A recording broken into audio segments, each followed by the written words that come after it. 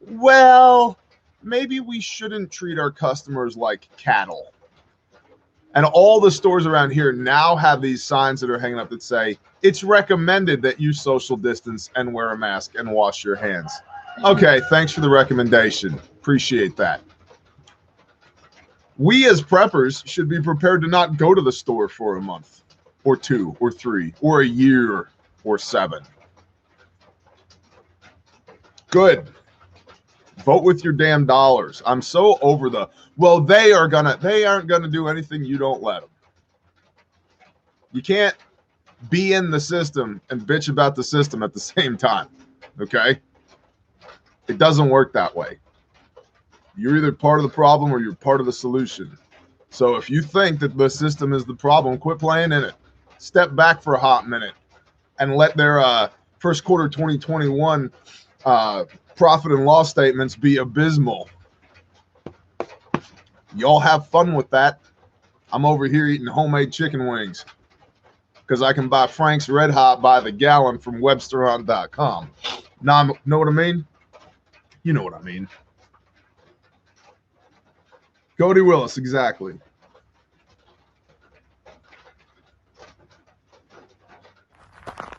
I get a lot of questions.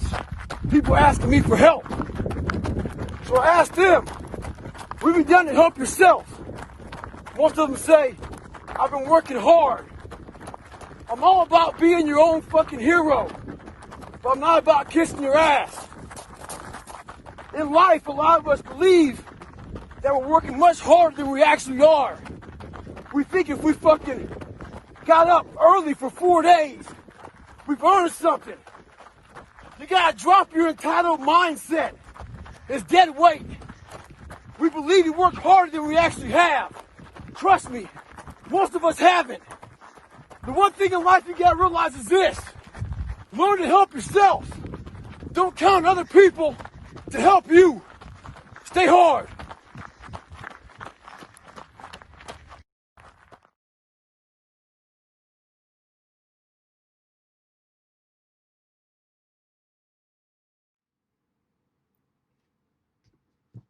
I don't think I could have asked for a better intro than Bear from Bear Independent and Mr. Goggins, Navy SEAL.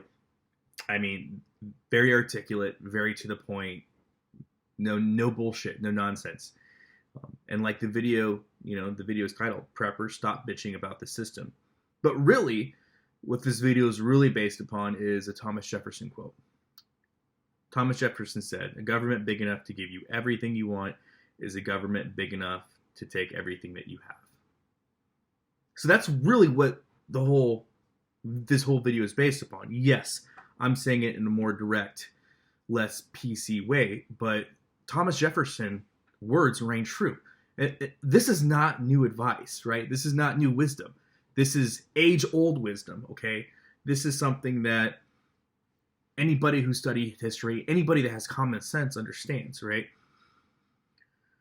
And like you've heard me say so many times before, when you take preparedness to its logical conclusion, all it is the accountability for the human condition. That's all it is. Plain and simple. That's what preparedness is. It's accountability for the human condition, okay? And so, too many times I'm seeing the rhetoric from these prepper influencers, and I see people that are they're lost, they're confused, they're overwhelmed, they're scared, and they're full of piss and vinegar, but they have no solutions, right? And the only thing that makes them feel good is to stockpile, hoard, and entertain themselves by vicariously living through their favorite preparedness prepper YouTube influencers. And that's fine. And I want you to do that. And I want you to get out there, and I want you to get your fix. I'm not going to tell you what to do. Go out, get your fix, get totally, turns around the axle, get all scared. Go and take care of your, bullet, beans, rice, and camping supply addiction. Take care of that. But at some point, you have to address the issues, or the issues will address you. So I encourage you, do whatever makes you happy. But if you really want to talk about the issues and you really want to have a common sense approach to what is going on, stop by the channel, take a look at some of the content. So what are we going to talk about? We're going to talk about the system applications that preppers bitch about. And quite frankly, what do you do, right? What can be done? And I want to caveat this with, I'm not trying to put anybody down. That is not the purpose of this video. This video is to talk about real life shit, okay? Because real life is not family friendly. It's not. And those of you that are first responders, that are in the military, those of you that have to deal and work in reality every fucking day, you know it's not family friendly. You know, those of you that have to go out in reality every single day and deal with reality, you know it's not family friendly. And so I want to talk about the truth, because so often we get bent around the axle about, you know, preparedness from a sci-fi novel standpoint, and we don't look at the reality of the situation that we find ourselves in. And that's the whole purpose of my channel. I never want to be the guy that's a hypocrite. And I feel like my viewpoints are very straightforward, right? There's a reason, and we'll talk about the economic paradigm we have in the US, but there's a reason why I talk about things in a certain way. And there's other reasons why I don't talk about certain things. I try to be as legit as possible, and I'm genuine, right? And if I mess up something, I'll own it. But I can't sit here and bitch about, for example, let's talk about the economic paradigm. I can't sit here and talk shit about the economy, right? When I'm a part of the system, just like everybody else. I pay taxes. I have a job that pays me in fiat currency. So why the fuck would I go out there and talk shit about the system that I openly use and engage with, you know, pretty much every single day, right? I don't want to be a hypocrite. Do I think that there's issues that need to be addressed? Sure. Do I think there's problems that we can talk about? Absolutely. But you're not going to sit here and hear me go rah, rah, rah, rah, rah when it comes to fiat currency, because I have fiat currency just like everybody else does, right? So how can we complain about an economic paradigm that we engage in every day? And then a lot of people, a lot of preppers out there will talk shit about, you know, fiat currency and the economy, but yet they advocate for you to stockpile and hoard. So they advocate for you to use more of that fiat currency. What we need to be focusing on is how to be a producer. Because what are you going to do when that system, if it does, falls apart on yourself? What are you going to do? Because if all you have are stockpiles and hoards of things, you are liquidating your assets. That is not a game-winning economic policy. So if you truly believe the system is going to collapse on itself, what are you doing for that ultimate reality? And if all you're doing is stockpiling, hoarding things to ultimately liquidate, how is that a winning strategy? Shouldn't you be setting yourself up for success? Honest questions. Honest question. Right? And I'm not going to tell you what to do. I'm not. But what I will say is when you're a producer and you can do so sustainably, it gives you a whole lot more traction to get things done and figured out, right? Because if you're not producing anything and all you're doing is liquidating, that's one move. You have one move before you become like everybody else. But if you're a producer and you can produce something, whether that's animals, a trade, a skill set, if you have found a way to sustainably produce something, that gives you options. I like to sustainably produce food. Food is huge for me. I love food. As you can tell, I'm a fat kid. And so my ability to better myself and actively find ways to sustainably produce food, independent of the system, provides me with a ongoing, renewable source of income, of food, of security, and most importantly, of hope. I said it, hope. So I get it. The economic policies that we have in the U.S., I mean, I'm not going to sit here and defend them. But what I can't do is be a hypocrite, talk shit about it, and then talk shit about it, tell you I believe that a collapse is coming, and then the only thing I have to show for it is the liquidating of assets. It's garbage, and I refuse to do that. Do I think there's problems? Yes. So what do? I give myself hope. How do I give myself hope? Philippians 4, 6 through 9. Focus on the good, give everything up to God, and I put into practice the things I know I should be putting into practice. That's what I do. Focus on the good and put into practice the things I know I should be putting into practice. Which brings us to our next point. Let's talk about food scarcity.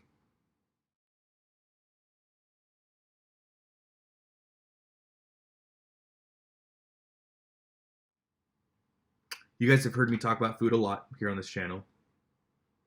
And again, I'm going to keep talking about it because I think that it's important, okay?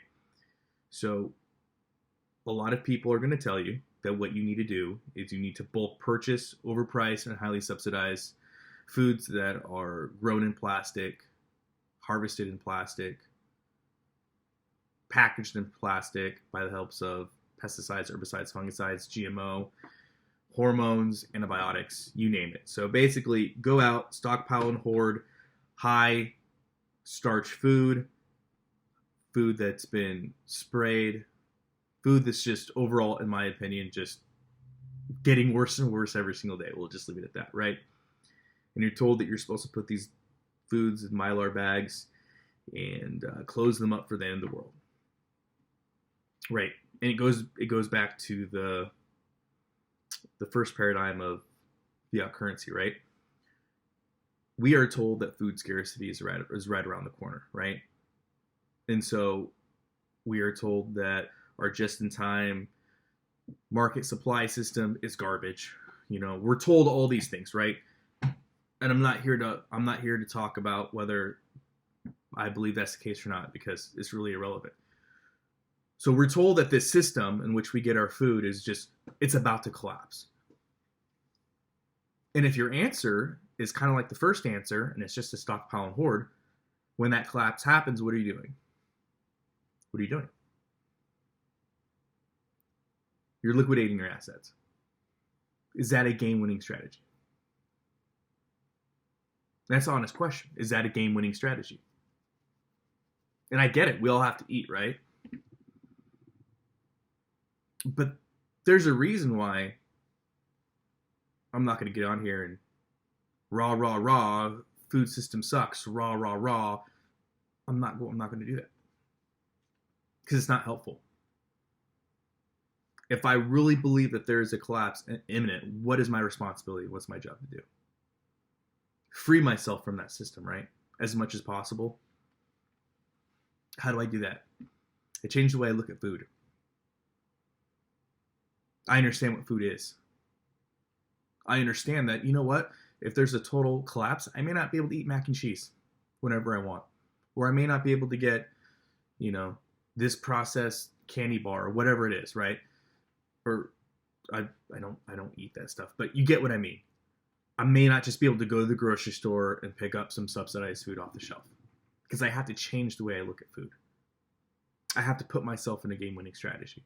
I have to be a producer, or I have to know producers. I have to engage with my local community because in a complete collapse, that's all I'll have.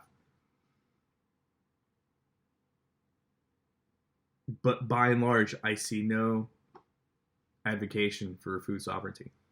I don't. In fact, if you look at one of my last videos, you know, there's an interview there where somebody that was going to a food bank was openly making fun of the fact that, you know, if things get worse, he'll have to grow his own food. Like, complete mockery. Like, you know, if I have to stoop to that level, I guess I will. I'll have to grow food in my backyard.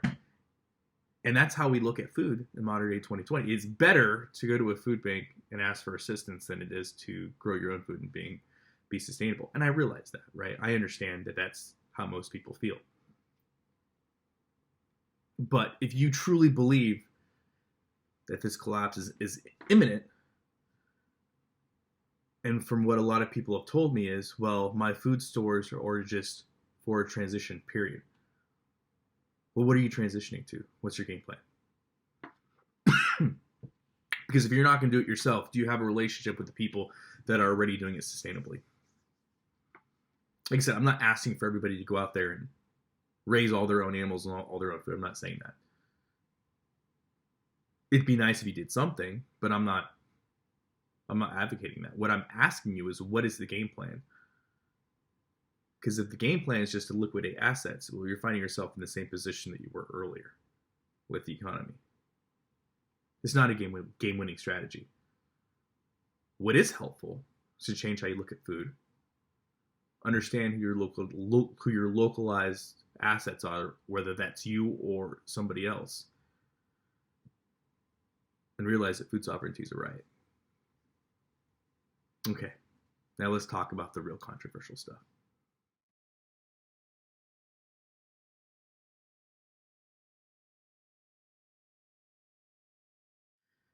So let's talk about the real controversial stuff now. The other stuff was just a warm up. We're going to talk about the real controversial stuff. Let's talk about face masks for a second. I see all over the interwebs, just everybody talking about face masks, whether they like them, don't like them, all that stuff. And like I said, I'm not here to talk about the nuance of it because it's really irrelevant, right? What I'm here to do is point out hypocrisy. That's it. We see preppers complain about masks on social media, and they talk about how it's so dumb, they have to wear them, store policies, and all this stuff. But by and large, there's no counter grievance, official or unofficial. There's no large organizing to give any kind of constructive addressing of policies on either local, municipal, or with the business, right? And so at the end of the day, they'll complain, they'll moan, they'll do all this stuff, they'll put a bunch of memes on their social media, but ultimately they comply. And I think Bear makes a great point. I'm not going to harp on it too much, but I mean, he couldn't have said it more clear. They're not going to do anything to them that you won't let them do, right? At the end of the day, you got to vote with your dollar, right? If you really want to address the concerns you have to do it efficiently. As much as it would be fun if posting a meme changed the world and saved the day, that's just not the reality of the situation. But organizing, I get it, is work. You know, I get that. A lot of preppers don't want to do work, and that's fine. That's actually kind of a good thing in my case, because like I've said in another video, I'm not worried about people coming over to my house when then the world happens, if it does happen, because it's a lot of work. And if they wanted to do the work, they would already be doing it. All right, enough of that. Let's talk about social media, right? And I'm just going to be very cut dry here. Like I said, my YouTube channel isn't monetized. Even when I had a ton of subscribers, it wasn't monetized. I don't care about monetization. I care about truth. I care about facts. I care about it's about me, right? And it's about you. It's about what's real, okay? And I get it, you know. People say that social media is censoring them, and I have maybe they are, maybe they're. I don't know. I don't have those facts in front of me, and I don't speak on things that I don't know. But what I do know is that, and I'll speak for myself, if YouTube wants to take me down for any reason, that's their right.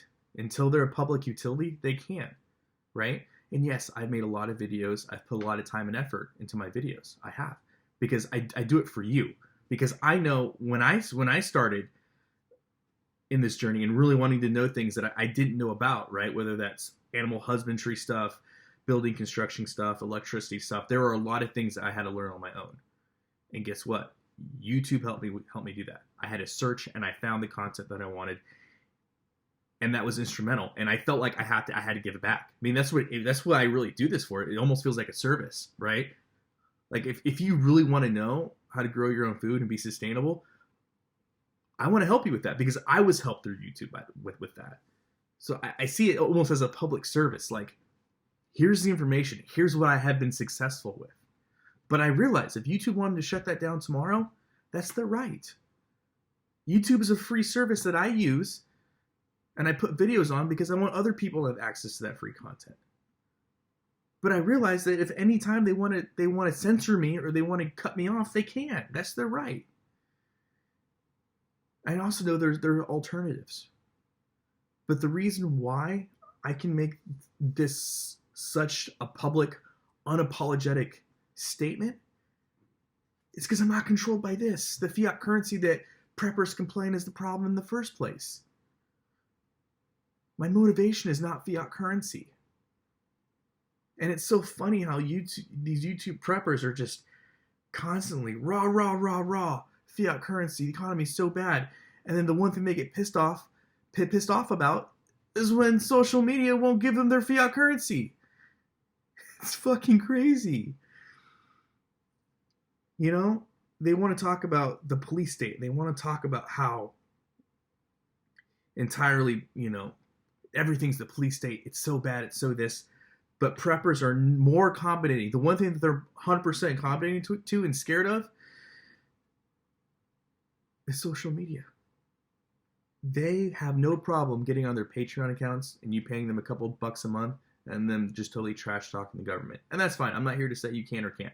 That's irrelevant. But they'll talk about how bad the police state is, but they'll openly mock the police state as long as you pay them a couple bucks a month.